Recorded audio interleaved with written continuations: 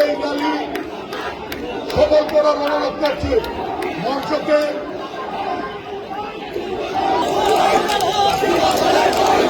শুধু সাথীর আসবে, আর কেউ মঞ্চে উঠবে না। সবাই এখানে থাকবে, সবাই বাইক ব্যতীত কেউ এই মঞ্চে উঠার চেষ্টা করবেন না। আমাদের র্যালি অল্প কিছুক্ষণ।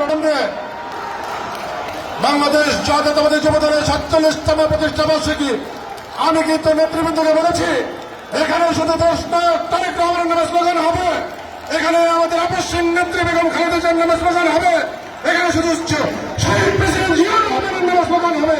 আমাদের প্রিয় সম্মানিত নেতৃবৃন্দ, আপনারা সকলে তাদেরকে চিনেন, তার আমাদের সকল টাঙ্গাইলের কৃতি সন্তান, টাঙ্গাইলের মানুষ, তাদের নামে স্লোগান দেওয়ার প্রয়োজন নাই।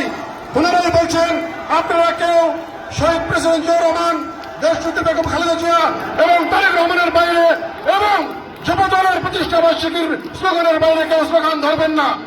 আমরা খুব সুশৃঙ্খল ভাবে আজকের এই প্রোগ্রাম এবং র্যালি সম্পন্ন করতে চাই, কারণ সারা বাংলাদেশের মানুষ জানে আমাদের কেন্দ্রীয় যুবদলের নেতৃবৃন্দ, যুবদলের আহ্বায়ক, যুবদলের কেন্দ্রীয় যুবদলের সংগ্রামী বিপ্লবী সভাপতি আব্দুল মনির মুন্না এবং সংগ্রামী সাধারণ সম্পাদক নুরুল ইসলাম নয়ন ভাই জানেন টাঙ্গাইল জেলা যুবদল অত্যন্ত সুশৃঙ্খল এবং তারা ঐক্যবদ্ধ।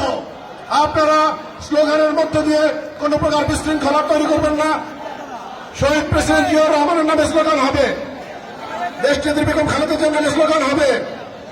আমাদের প্রিয় নেতা যিনি সুদূর প্রবাসে বসে বাংলাদেশের মানুষের জন্য কাজ করে, বাংলাদেশের মানুষ আমাদের প্রিয় নেতা দেশ নায়ক তারেক রহমানের অপেক্ষায় অগ্রিম হয়ে আছে। তাকে তারা দেখতে চায়, তাকে তারা পাশে পেতে চায়। ইনশাল্লাহ খুব অল্প সময়ের মধ্যে দেশ নায়ক তারেক রহমান